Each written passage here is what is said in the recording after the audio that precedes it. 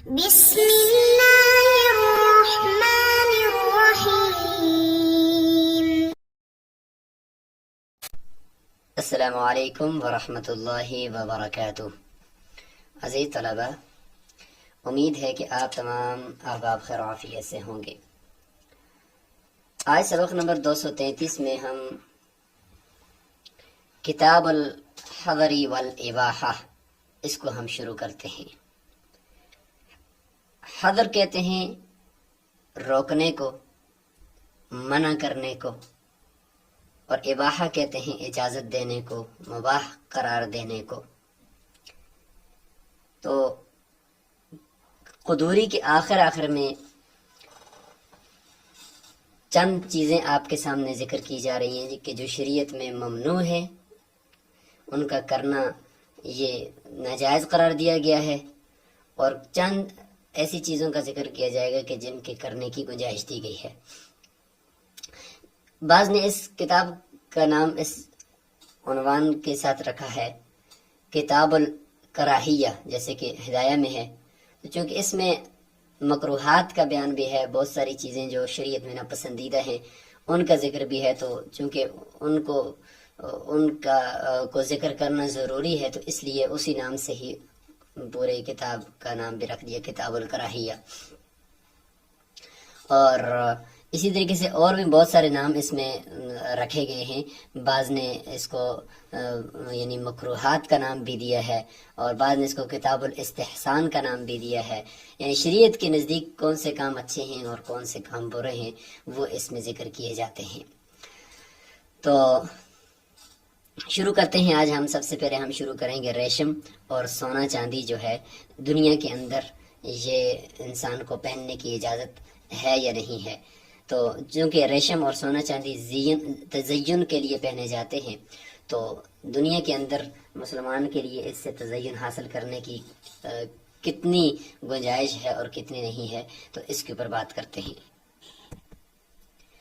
فرمایا لا يحل للرجال لبس الحریر ويحل للنساء۔ سب سے پہلا حکم تو یہ ہے کہ ریشم کو استعمال کرنے کی کیا گنجائش ہے یا نہیں ہے، تو فرمایا مردوں کے لیے تو حلال نہیں ہے۔ حدیث میں آتا ہے کہ یہ جو ریشم ہے یہ ہماری امت کے مردوں کے لیے حلال نہیں ہے بلکہ عورتوں کے لیے حلال ہے، اور ہمارے لیے یعنی یہ آخرت میں ہے، اور کفار اور فجار کے لیے یہ دنیا کی تزین اور زینت ہے۔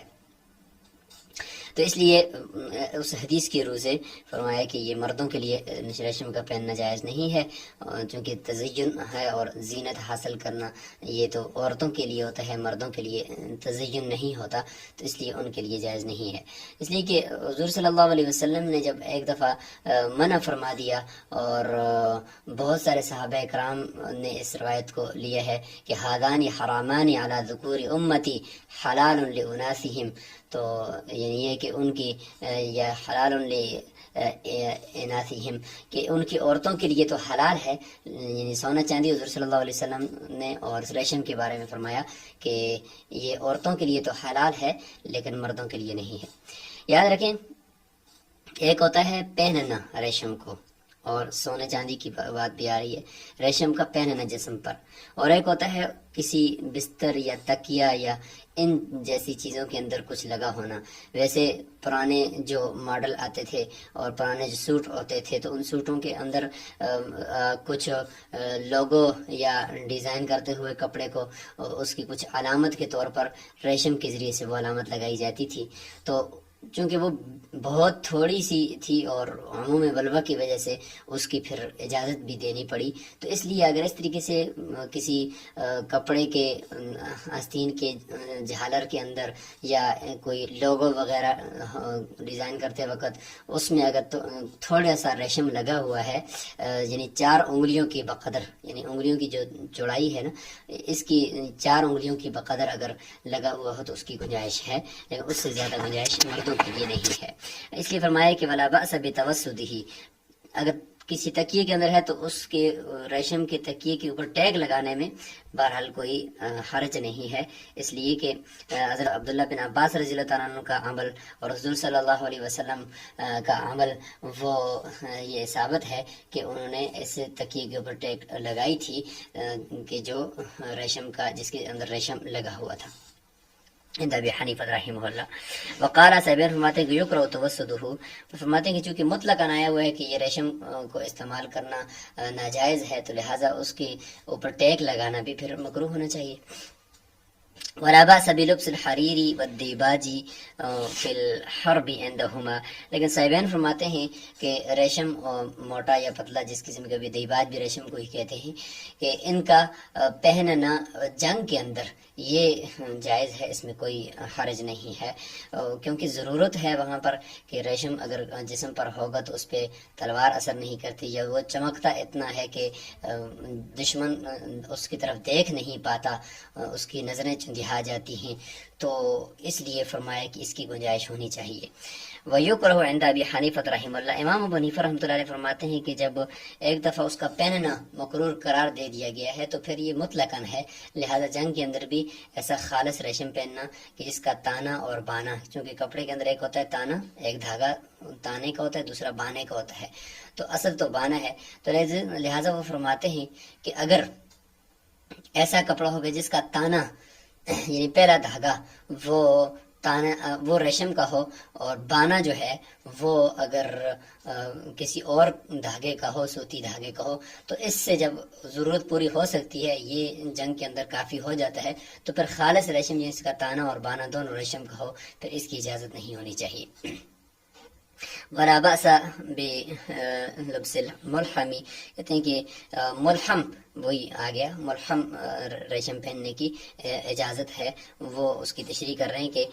وہ ملحم اس طرح کا کپڑا ہوتا ہے کہ اذا کان، یعنی بشرط ہے کہ اس کا جو صدا ہو ابریسم، اس کا جو ابریسم بھی ریشم کو کہتے ہیں، کہ جس کا تانا، صدا کہتے ہیں تانے کو، جس کا تانا جو ہے وہ ریشم کا ہو، ولحمته قطنا، اور اس کا جو اوپر بانا ہے وہ روئی کا ہو، او خزن، یا کسی اور دھاگے کا ہو، یعنی سوت وغیرہ کا ہو، تو اس کی پھر گنجائش ہے۔ تو وہ فرماتے ہیں کہ جب اس سے ضرورت پوری ہو جاتی ہے جنگ کے اندر، تو پھر دوسرا خالص ریشم پہننے کی اجازت امام ابو حنیفہ رحمۃ اللہ علیہ کے نزدیک نہیں ہے۔ ولا يجوز للرجل التحلي بالذهب والفضة، یہاں سے سونے اور چاندی کا استعمال ذکر کیا جائے گا کہ سونے اور چاندی کو ایک تو یہ ہوتا ہے پہننا، اس کا زیور پہننا، اور دوسرا ہوتا ہے اس کے برتنوں کو استعمال کرنا۔ تو یہاں پہ سب سے پہلے زیور کا ذکر کیا جائے گا کہ اس کا جو زیور ہے اس کو پہننے کی گنجائش ہے یا نہیں ہے۔ فرماتے ہیں کہ مردوں کے لیے تو نہیں ہے، چونکہ یہ زیب و زینت کی چیز ہوتی ہے، اور مردوں کے لیے زیب و زینت اس سے کرنا ویسے بھی یہ مناسب نہیں ہے شریعت میں، تو اس لیے اس سونے چاندی کو پہننے کی اجازت نہیں ہے۔ حضور صلی اللہ علیہ وسلم نے فرمایا کہ ہادانی حرامانی علی ذکور امتی، کہ میری امت کے مذکروں پر یعنی مردوں پر یہ حرام قرار دیا گیا ہے، چونکہ یہ تو ہمارے لیے مرنے کے بعد یعنی قیامت میں جنت میں ہمیں یہ بنایا جائے گا، دنیا میں یہ ہمارے لیے نہیں ہے۔ تو لہذا فرمایا کہ مردوں کے لیے جائز نہیں ہے سونے اور چاندی کو پہننا۔ ولا بأس بالخاتم والمنطقة وحلیة السیف من الفضة، فرماتے ہیں کہ ہاں انگوٹھی اگر چاندی کی ہو، یعنی 4 ماشا سے کم کی ہو، اس سے زیادہ کی نہ ہو، تو اس کی گنجائش ہے، یعنی حلقہ اس کا 4 ماشا سے کم کا ہو، اور درمیان میں جو پتھر وغیرہ وہ تو چاہے جس چیز کا بھی ہو وہ اجازت ہے۔ منطقہ یعنی کمر بند جو ہوتا ہے، تو اس کے اوپر اگر تھوڑا بہت چاندی لگا ہوا ہے، وحلیت السیف، اور تلوار کے دستے کے اوپر چاندی وغیرہ لگا ہوا ہے، تو یہ چونکہ تھوڑا ہوتا ہے اس لیے اس کی گنجائش ہے، اور جو ہے تلوار کے اندر تو چاندی جو ہوتا ہے وہ پہنا تو ہوا تو نہیں ہوتا، اس لیے اس کی گنجائش معلوم ہوتی ہے۔ وَيَجُوزُ لِلنِّسَاءِ التَّحَلِّي بِالذَّهَبِ وَالْفِضَّةِ، لیکن عورتوں کے لیے سونا چاندی جو کہ وہ زیب و زینت کے لیے ہے، اور عورتیں زیب و زینت ہی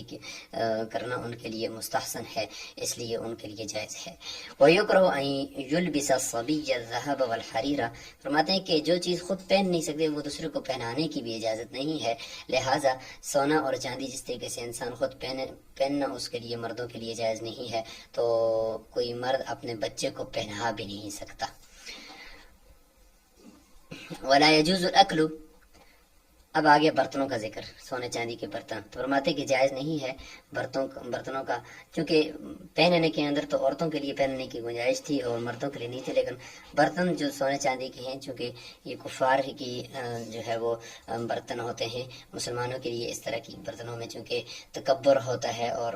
شان و شوکت کا اظہار کرنا ہے دنیا میں، اور دنیا کو اپنا مقصد اصلی سمجھنا، یہ چیزیں اس سے پھوٹتی ہیں، اس لیے اس کی گنجائش نہیں ہے، نہ مردوں کے لیے نہ عورتوں کے لیے، یعنی برتن تو کسی کے لیے بھی استعمال کرنا جائز نہیں ہے۔ وہ شرب، اس طریقے سے پینا، والے دہان، اور تیل کا کوئی برتن ہے اس سے تیل استعمال کرنا سونے چاندی کا برتن ہے، وہ تطیب، اور اس سے خوشبو کا برتن، فی آنیت الذہبی والفضۃ، سونے اور چاندی کے برتنوں کے اندر اس طرح کا نہ تیل لگانا، نہ خوشبو لگانا، نہ کھانا پینا جائز ہے، کسی کے لیے بھی جائز نہیں ہے، للرجال والنساء، نہ مردوں کے لیے اور نہ ہی عورتوں کے لیے۔ ولا باس باستعمال آنیت الزجاج والرصاص والبلور والعقیق، یہ کچھ قیمتی پتھر ہیں اور کچھ شیشے ہیں، تو کہتے ہیں ان کے برتن آپ استعمال کر سکتے ہیں، زجاج بھی شیشے کو کہتے ہیں، رصاص پیتل وغیرہ، بلور بھی ایک قیمتی شیشہ ہوتا ہے، اور عقیق بھی اسی طریقے سے قیمتی پتھر ہیں، تو ان کے بنے ہوئے برتنوں کو استعمال کر سکتے ہیں، ان میں کوئی ممانعت نہیں ہے۔ ويجوز الشرب في الإناء المفضض عند أبي حنيفة رحمه الله، والركوب على السرج المفضض والجلوس على السرير المفضض، کہتے ہیں کہ ایسا کوئی کپڑا ہے یا ایسا برتن ہے کہ اس کے ساتھ کوئی چاندی وغیرہ کی پتری جوڑی ہوئی ہے یا چاندی وغیرہ کے دھاگا اس کے اوپر لگا ہوا ہے، تو اس کے اندر اگر آپ استعمال کرتے ہیں اس کو تو پھر وہ ٹھیک ہے، جیسے کہ پانی پینا، انائے مفضض یعنی وہ برتن جس کے اوپر چاندی کا پانی چڑھا ہوا ہے یا چاندی کی پتری وغیرہ اس کے اوپر چڑھی ہوئی ہے، تو چونکہ وہ مکمل خالص چاندی نہیں ہے اس لیے اس کو استعمال کرنے کی اجازت ہے۔ اور اس طریقے سے زین ہے جس کے اوپر بیٹھ کر جانور پہ سواری کرتے ہیں، تو اس زین کے اندر اگر چاندی وغیرہ کی کوئی پتری لگی ہوئی ہے یا دھاگا لگا ہوا ہے تو وہ چونکہ خالص چاندی نہیں ہے تو اس پر بیٹھ سکتے ہیں۔ اسی طریقے سے کوئی چٹائی ہے سریر، اس کے اوپر چاندی وغیرہ کے دھاگوں کے ساتھ نقش و نگار کیا ہوا ہے تو اس کی بھی اجازت ہے۔ امام صاحب فرماتے ہیں کہ جہاں پہ چاندی لگا ہوا اس جگہ سے اپنا منہ نہ لگائے برتن میں، اور ایک روایت میں یہ بھی ہے کہ اپنے ہاتھ کو بھی بچائے، جہاں پہ برتن میں چاندی ہے وہاں سے اپنے ہاتھ کو بھی بچائے، اور زین کے اوپر جہاں پہ چاندی لگا وہ وہاں پہ بیٹھنے سے اپنے آپ کو تھوڑا سا دور رکھ کر بیٹھے۔ اسی طریقے سے چٹائی کے اوپر بھی جہاں پر چاندی کی نقش و نگار ہے وہاں نہ بیٹھے بلکہ اس کے سائڈ پہ بیٹھے، تو یعنی ان چیزوں اس چاندی سے بچے، بہرحال استعمال اس کو نہ کرے، تو اس کی اجازت ہے۔ وَيُكْرَهُ التَّعْشِيرُ فِي الْمُصْحَفِ وَالنُّقَطِ، یہاں پہ کچھ متفرق بھی چیزیں یہاں پہ ساتھ ساتھ رکھیں گے، وہ ان میں سے ایک یہ ہے کہ قرآن مجید کے اندر جو علامات ترقیم ہیں اور والنقط اور نقطے ہیں، یعنی اعراب وغیرہ بھی ہو سکتے ہیں تعشیر میں، اور ہر 10 آیت کے بعد خاص علامت ہوتی ہے، وہ بھی مراد ہے کہ یہ مکروہ ہے۔ تو یہ قدیم زمانے کی بات ہے کہ اس میں نقطے اور اعراب اور علامات کے بغیر جو چونکہ سارے عرب تھے تو وہ قرآن کو سمجھتے تھے، تو اس لیے مکروہ قرار دیا گیا۔ حضرت عبداللہ بن عباس رضی اللہ عنہ اور اس طریقے سے اس وقت کے بڑے بڑے صحابہ کرام، قراء صحابہ کرام جو تھے وہ اس چیز کو مکروہ سمجھتے تھے۔ لیکن جب بعد میں عجمیوں کے اندر قرآن آیا تو ظاہر ہے کہ عجمی لوگوں نقطوں کے بغیر، اعرابوں کے بغیر، علاماتوں کے بغیر تو وہ قرآن نہیں سمجھ سکتے تھے، اس لیے پھر جب اس کے وہ نقطے لگائے تو یہ پھر امر مستحسن قرار دے دیا گیا، نہ کہ اس کو پھر مکروہ قرار دیا گیا، کیونکہ اب تو ضرورت تھی۔ ولا بأس بتحلیة المصحف ونقش المسجد وزخرفته بماء الذهب، فرماتے ہیں کہ قرآن مجید کو یعنی آراستہ پہ راستہ کرنا سونے کے پانی سے، یا اس کے اوپر سونے کی یا چاندی کی کڑھائی وغیرہ کرنا، یا مسجد کے اندر نقش و نگار کرنا، یا اس کو مزین کرنا، زخرفته یعنی اس کو یعنی زخرف کہتے ہیں، مطلب مزین کرنا، اور اس کے اندر نقش و نگار کرنا سونے کے پانی سے، اس کی گنجائش ہے۔ یعنی قیامت کی نشانیوں میں سے ایک نشانی جو قرار دیا گیا ہے کہ مسجدوں کو مزین کیا جائے گا، لیکن اس میں یہ ہے کہ ساتھ ساتھ ویران کیا جائے گا۔ اگر عبادت کی جا رہی ہے تو پھر اس کو مزین کرنے میں بھی کوئی حرج نہیں ہے۔ قرآن مجید کے اوپر بھی اگر اس کو خوبصورت بنانے کے لیے اس کے اوپر اگر نقش نگار کا کپڑا یا جلد وغیرہ کی جائے تو اس میں بھی کوئی حرج نہیں ہے. وہی کو استخدام الخصیان کہتے ہیں کہ خصی یعنی وہ آدمی جس کی خصیتیں نکالے ہوئے ہیں اس سے خدمت لینا، اس کو اپنا ملازم رکھنا. یعنی بعض لوگ یہ سمجھتے ہوں کہ شاید یہ ہمارے گھر کی عورتوں کی طرف نہیں دیکھے گا، تو یہ اس کا مطلب یہ ہوا کہ پھر لوگوں کو خصی کرنے کی ترغیب ہے اس میں، اس طرح کے ملازم رکھنے میں. تو اس لیے فرماتے ہیں کہ یہ مکروہ اس طرح نہ کیا جائے، کیونکہ یہ ایسا کرنا انسانوں کے لیے تو جائز نہیں ہے. البتہ یہ چونکہ مسلح ہے نا، مسلح ہے، جس طریقے سے کوئی اعضاء کو کاٹ دیا جائے تو یہ بھی ایک طرح کا مسلح ہے، اور مسلح شریعت میں حرام ہے. البتہ جانوروں کے لیے جائز ہے. فرمایا کہ ولا باس بخصاء البہائم. دیکھیں کتاب الحظر والاباحہ میں ناجائز